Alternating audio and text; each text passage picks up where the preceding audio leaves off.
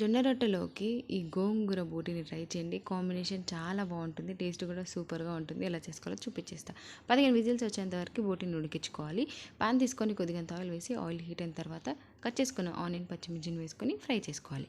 ఒక నిమిషం తర్వాత దీంట్లోకి చిటికెడు పసుపు, అల్లం వెల్లుల్లి పేస్ట్ ఫ్రెష్గా దంచుకొని వేసుకొని బాగా కలుపుకొని ఆనియన్ని బాగా ఫ్రై అవ్వనివ్వాలి. ఆ తర్వాత బోటిని కూడా వేసేసుకొని ఒకసారి బాగా మిక్స్ చేసుకోవాలి. మనం ఆల్రెడీ బోటిని ఉడికించుకున్నాం కాబట్టి ఒక 2 నిమిషాలు ఆయిల్లో ఫ్రై చేస్తే సరిపోతుంది.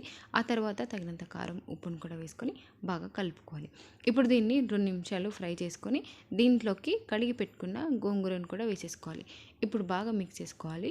ఇలా మిక్స్ చేసిన తర్వాత దీనికి మూత పెట్టి ఒక 2 నుంచి 3 నిమిషాల వరకు దమ్ చేసుకోవాలి. ఆకు బాగా ఉడికిపోతుంది. ఇప్పుడు దీన్ని ఒకసారి బాగా కలుపుకోవాలి.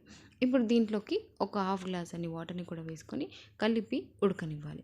ఆ తర్వాత 2 నుంచి 3 నిమిషాల తర్వాత కొద్దిగంత గరం మసాలా, కొత్తిమీర వేసుకొని ఒకసారి బాగా కలిపి స్టవ్ ఆఫ్ చేసుకోవడం. చాలా టేస్టీగా ఉంటుంది. ఒకసారి మీరు కూడా ట్రై చేసి ఎలా వచ్చిందో చెప్పండి.